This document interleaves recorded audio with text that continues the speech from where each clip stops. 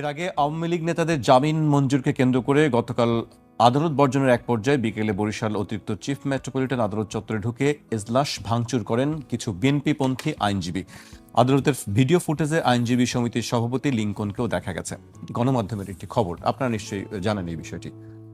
এই জামিন কে পাবে আর কে পাবে না সেই বিষয় নিয়ে আলোচনা চলছে, জামিনযোগ্য আর জামিনযোগ্য কে না। ধন্যবাদ আপনাকে এবং আমার সহ-আলোচক। শুনেন, জামিনটা তো কোর্টের অ্যাবসলিউটলি ডিসক্রিশনারি পাওয়ার। কোর্ট ডিসাইড করবে। জামিনের কতগুলো প্রিন্সিপাল দেওয়া আছে যে কি কি কারণে আপনি জামিন দিতে পারেন না, কি কি বিষয়ে নিশ্চিত হইলে কিংবা কি কি বিষয়ে কোর্ট আশ্বস্ত হইলে, কি কি বিষয়ে কোর্ট আস্থা আনলে আসামির উপর জামিন দিতে পারে। এখন এই যে একটু আগে সরার ভাই বলল যে এখন আইসিটির বিচারের কি হবে, বললো যে সরকারের সিদ্ধান্তের উপর। এই যে সরকারের সিদ্ধান্তের উপর নির্ভর করে এই যে আমাদের ভিতরে এটা ঢুকেছে, এটা আমাদের জন্য ক্ষতির কারণ। এটা তো ঢোকার কথা ছিল না, কিন্তু আলটিমেটলি তো ঢুকছে।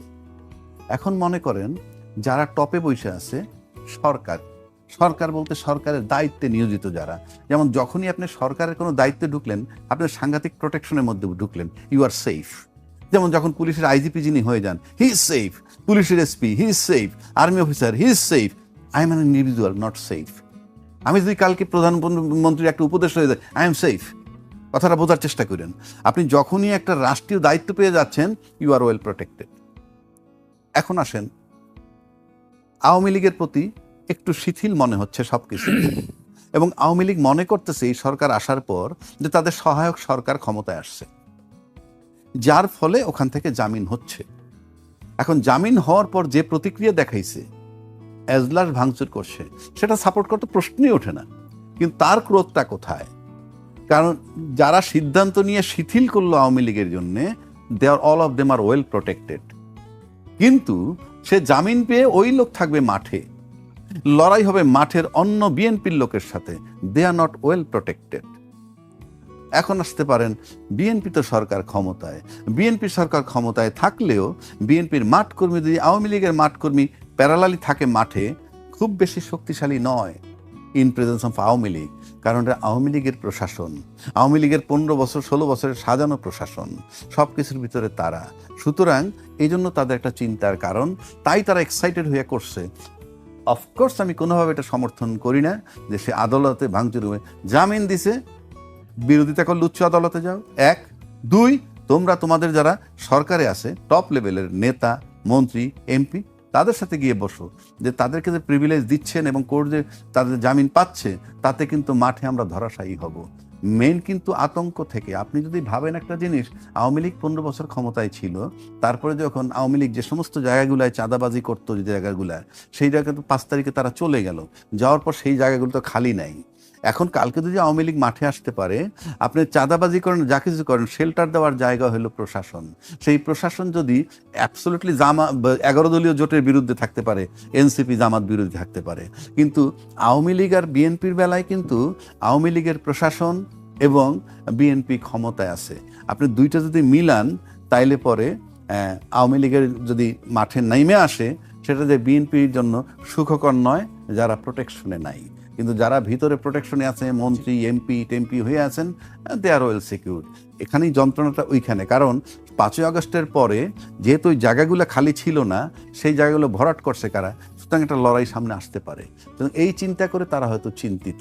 সুতরাং এইটা আমার কাছে মনে হয় টপ লেভেলের, মানে তাদের নেতাদের সাথে আলাপ করা উচিত। আর আইনি প্রসিডিউর হলো, জামিন তুমি মানো না, ওকে, হায়ার কোর্টে যাও, যাতে তার জামিন বাতিল হয়, সেটা অন্য কথা। জি, আমি ব্যারিস্টার সরোয়ার হোসেনের কাছে আসতে চাই। সরোয়ার ভাই, আর্মির কথা নিয়ে আমরা বলছিলাম, রাষ্ট্রপতির বিষয়টি আপনি কথা বলতে চাচ্ছিলেন। আমরা দেখলাম যে রাষ্ট্রপতি হঠাৎ করেই সাক্ষাৎকার দিলেন এবং তার সাক্ষাৎকারের প্রতি ব্যাপক একটি রিয়াকশন দেখলাম। আমরা সর্বশেষ জামায়াত ইসলামের পক্ষ থেকে বলা হলো যে তার এই সাক্ষাৎকার অগ্রহণযোগ্য। আপনার কাছে কি মানে হঠাৎ রাষ্ট্রপতির সাক্ষাৎকার এবং সেই বিষয় নিয়ে এত আলোচনা, কি বিষয় তার পিছনে? এটাও এই খেলার অংশ হিসেবে এই সাক্ষাৎকার। সবকিছুর মধ্যে খেলা, খেলার খেলে যা। উনি এতদিন চুপ ছিল, তবে ওনার এই সাক্ষাৎকারের ভিতর থেকে 2-3টে সত্য যেটা আমরা জানতাম প্রাইভেটলি, সেইটা এখন ওনার মুখ থেকে আমরা শুনলাম। সেটা কি, যে সাংবিধানিক ধারাবাহিকতা বজায় রাখার জন্য কে কে কাজ করেছে। হ্যাঁ, তাকে বিএনপি সাংবিধানিক ধারাবাহিকতা বজায় রাখতে চেয়েছে, আর সশস্ত্র বাহিনী ধারাবাহিকতা বজায় রাখতে চেয়েছে, আর ইন্ডিয়া এবং আওয়ামী লীগ তো আছি। কারণ ফার্স্ট অফ অল ওনার সম্বন্ধে অনেক কথা আমরা বলেছি, যে তার মতো যে তার যে ক্যারেক্টার, তার যে অ্যান্টিসিডেন্ট ব্যাকগ্রাউন্ডস, এই ব্যাকগ্রাউন্ডে একজনের প্রেসিডেন্ট হওয়া উচিত নয়। আওয়ামী লীগ কেন বানাইছে? কারণ আওয়ামী লীগ ধরাকে সরাজ্ঞান করেছিল, তুচ্ছতাচ্ছিল্য, যে যায় সালাম নিত, সেই রকম একটা কোশ্চেনেবল ক্যারেক্টার ওনার ইসলামী ব্যাংক এবং দুর্নীতি দমনে থাকাকালীন এটা হওয়া উচিত ছিল না। কিন্তু আওয়ামী লীগ দেখিয়েছে যে রাষ্ট্র ব্যবস্থাপনাকে কত তুচ্ছতাচ্ছিল্য করা যায়, যাকে খুশি প্রেসিডেন্ট বানানো যায়, সেই উদাহরণ তারা সৃষ্টি করেছে। হ্যাঁ, উনি গেছে সালাম করতে, যায় প্রেসিডেন্ট হয়ে চলে আসছে। তো এটা দেশের জন্য একটা ভয়াবহ দুঃসংবাদ। হাউএভার উনি যেহেতু প্রেসিডেন্ট হয়েছে, দ্যাট ইজ এ ইনস্টিটিউশন। এখন 5ই আগস্টের পরে এই প্রেসিডেন্ট থাকবে কি থাকবে না, এইটা নিয়ে তো অনেক বিতর্ক হয়েছে। আমার ব্যক্তিগত ওপিনিয়ন, এই প্রেসিডেন্ট থাকা উচিত ছিল না। আপনি এই প্রেসিডেন্ট তো এই যে ক্রিয়েটার আওয়ামী লীগ ক্রিয়েট করেছে, শুধু আওয়ামী লীগের প্রতি সে লয়াল থাকবে, মরার পরও লয়াল থাকবে। সেই আওয়ামী লীগের এই সাংবিধানিক যারা ধারাবাহিকতা রক্ষা করার জন্য কাজ করেছে, প্রকারান্তরে তারা যে জন আকাঙ্ক্ষা, যে অভ্যুত্থান, যে স্যাক্রিফাইস, সেইটার উপরে এক ধরনের তুচ্ছ তাচ্ছিল্য এবং অবজ্ঞা করা হয়েছে। এখনই দেখবেন এটা সামনে আসবে। থার্ড ওয়ার্ল্ড কান্ট্রিতে পপুলারিটি ধরে রাখা এত সোজা না। দেখবেন আওয়ামী লীগ কিন্তু, এই বিএনপি কিন্তু এখনই কিন্তু মানে জনসমর্থন কমতে থাকবে। তারেক সাহেব ব্যক্তিগতভাবে অনেক ভালো উদাহরণ সৃষ্টি করছেন। উনি 9টার সময় অফিসে যাচ্ছেন, আই অ্যাপ্রিসিয়েট। উনি রাস্তা বন্ধ না করে চলে, আই অ্যাপ্রিসিয়েট। কিন্তু ওনার এই বক্তব্যগুলো নিম্ন লেভেলে কতটুকু কার্যকরী হবে, মানুষের ভিতরে যদি এই ধারণা চলমান যায় যে আওয়ামী লীগ কর্তৃক নিয়োগকৃত প্রেসিডেন্টকে বসায় রাখার জন্য বিএনপি কাজ করছে এবং বিএনপি সুযোগ দিচ্ছে, এইটা বিএনপি সমালোচিত হবে, এখানে কোনো সন্দেহ নাই। সো উনি এক ধরনের সত্য প্রকাশ করছে। ওনার প্রফেসর ইউনুসের উপরে কে সবচেয়ে বেশি এগ্রিপ্ট? শেখ হাসিনা তাকে 8 তলায় লিফট ব্যতীত উঠিয়েছে, আদালতের খাঁচার ভিতরে ঢুকাইছে। তো এই প্রেসিডেন্ট তার ইন্টারভিউতে যে সে ইউনুসের প্রতি ক্ষোভ ঝাড়বে, এটা তো অত্যন্ত স্বাভাবিক। ইউনুস যেটা তার জায়গা থেকে করছে, না ছিল সাংবিধানিক সরকার, না ছিল অসাংবিধানিক সরকার। সংবিধানও চলছে, অসাংবিধানিক কার্যক্রম, অলিখিত এক ধরনের সরকার চলছে, যেটাকে আপনি বলতে পারেন যে বিপ্লবী সরকার। অফিসিয়ালি হয় নাই। জন আকাঙ্ক্ষা, আমি ব্যক্তিগতভাবে এখনো মনে করি যদি বিপ্লবী সরকার হতো, তাহলে এই জন আকাঙ্ক্ষাটা হয়তো ফুলফিল হতো। জন আকাঙ্ক্ষা ফুলফিল হয় নাই। আপনি এই যে সংবিধান, যেখানে কোনো চেক অ্যান্ড ব্যালেন্স নাই, যেখানে সমস্ত ক্ষমতা এক ব্যক্তির হাতে কুক্ষিগত হয়, সেইখানে যদি আপনি ফেরেশতাও বসায় দেন যে পার্টি হেড, আপনার সরকারের প্রধান, এক্সিকিউটিভ হেড, সংসদের হেড, সবকিছু একই মনের অজান্তে সে স্বৈরাচারী হয়ে উঠতে পারে, তাহলে যে পরিবর্তনের আকাঙ্ক্ষাটা ছিল সেটা তো অত্যন্ত জেনুইন আকাঙ্ক্ষা। সেই জন্যই তো মানুষ এতগুলো জীবন দিল। তাহলে সেই আপনি যে সংবিধান স্বৈরাচারী সৃষ্টি করতে সহায়ক, সেই সংবিধান রেখে পরিবর্তন আপনি কি করে আনবেন?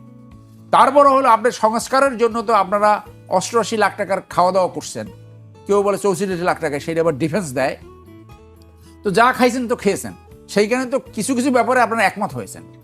যেগুলোয় আপনি ডিসেন্টিং ওপিনিয়ন দিয়েছেন সেটা নিয়ে ডিবেট করে আপনি সিদ্ধান্ত নেবেন। আর যেগুলো এক হয়েছেন, সেই অব্লিগেশনটা তো এখন বিএনপির ঘাড়ে আসবে, কারণ বিএনপি এখন সরকারে আসছে। তো আপনি যদি সেইখান থেকে সরে যান, তাহলে তো মানুষ এখানে সমালোচনা করবে। আপনি যদি এখান থেকে 180 ডিগ্রি আপনি ইউটার্ন নেন, বিপরীতে চলে যান, তাহলে আপনি সমালোচিত হবেন এবং আপনার পপুলারিটি কমতে থাকবে, এতে কোনো সন্দেহ নাই। কারণ হলো যে এই পরিবর্তনের আকাঙ্ক্ষাটাই ছিল সবচেয়ে বড় আকাঙ্ক্ষা। শুরু হয়েছে সেই বৈষম্য বিরোধী দিয়া, আপনি সেইখানে কথা দিয়া, এবং কোনো কোনো মন্ত্রী এটা বলা শুরু করছে যে গণভোটে আমরা রাজি হয়েছি ভোট আদায় করার জন্য। এটা ডাইরেক্ট প্রতারণা। আপনি জনগণের কাছে প্রমিস করে, জনগণের কাছে প্রতিশ্রুতি দিয়ে সেইখান থেকে সরে যাওয়া, এইটা মানুষ কিন্তু যে যার মতো বুঝে গেছে, এবং এইটা কিন্তু একটা বড় ইস্যু হয়ে দাঁড়াবে যে ভবিষ্যতে। সেই জন্য আমি বলছি যে এই যে তারা বললো যে আপনার থার্ড তফসিলে ওদের এইটা এনে তারপরে তারা ওত নেবে, সেকেন্ড ওত নেবে। তাহলে কথা থাকলো যে সংবিধান, সব কিছু সংবিধান দিয়ে কি হয়েছে? 1975 থেকে 89 পর্যন্ত তো নির্বাচন হয়নি। প্রেসিডেন্ট জিয়া তো ছিলেন ক্ষমতায়, এরশাদ তো 82 সাল থেকে 86 সাল পর্যন্ত নির্বাচন আগ পর্যন্ত সবকিছু ছিল। সংবিধান মেনে তো হয় না। তারপর এই যে অন্তর্বর্তী সরকার, এইটাই আপনার সংবিধানে লেখা নাই, তাহলে এটা সাংবিধানিক সরকার ছিল না। So that is the wish of the people, মানুষের অভিপ্রায়। মানুষের অভিপ্রায় হলো সর্বোচ্চ আইন। সেই ক্ষেত্রে এপিলেট ডিভিশনের জাজমেন্ট আছে, safety of the people, safety of the country is the highest law. তো আপনি যদি এই পরিবর্তনগুলো না নেন তাহলে তো আবার সেই আন্দোলন হতে পারে। আন্দোলন হইলে তো safety of the state, safety of the people will be hampered. তো পিপল, মানুষের অভিপ্রায়টা তো আপনি মূল্য দিচ্ছেন না। সেই কারণে এই ইউটার্নটা কার বুদ্ধিতে নিছে, সেইটা কি নিজেদের বুদ্ধি না দেশের বাইরের বুদ্ধি, এইটা নিয়ে মানুষ বিভিন্ন জায়গায় আলোচনা করতেছে জি। যে এটা কি আপনার নিয়ন্ত্রণে আছে না অন্য কারো নিয়ন্ত্রণে হচ্ছে। অতএব আমি এখনো মনে করি যে প্রেসিডেন্ট যে প্রফেসর ইউনূস সাহেবকে ডিফেম করবে, তাকে ইয়ে করবে, এটা অত্যন্ত স্বাভাবিক। উনি সুযোগ পাইলে ওর বিরুদ্ধে কথা বলবে, কারণ শেখ হাসিনা কিন্তু বুঝেছিল কখনো না কখনো ইউনূস সাহেবকে আমার ফেস করা লাগতে পারে, এবং যেখানে বাঘের ভয় সেইখানেই কিন্তু সন্ধ্যা হয়েছে। সেই ইউনূস সাহেবই কিন্তু ক্ষমতা আসছিল, যেভাবে হোক কিন্তু উনি আসছে। সে আসার পরে কিন্তু এই শেখ হাসিনার এখন বিচারে ফাঁসি হয়েছে। তার নিয়োগকৃত, তার পাপেট, তার হেন্সম্যান প্রেসিডেন্ট, তার এছাড়া ইন্টারভিউ দেওয়ার আর কিছু নাই। এইখানে যে সংবিধানের ব্যত্যয় ঘটাইছে, সেই ব্যত্যয় যে বিদেশ থেকে এসে ওনার সাথে দেখা করে নাই, এটা বহুত সরকার প্রদান করছে, অন্য সবাই করে না। কারণ যে প্রেসিডেন্টের দায়িত্ব হলো এই জানাজা পড়ার পড়া, তার কাছে প্রেসিডেন্ট, এই বাংলাদেশের সংবিধানের ফল্টি সংবিধান, যে প্রেসিডেন্ট হলো প্রধানমন্ত্রীর আওতাধীন, এইটা পৃথিবীর কোথাও নাই। সরল কারণ ভাই, জি। এই প্রধানমন্ত্রীর সুইট উইলে প্রেসিডেন্ট চলে।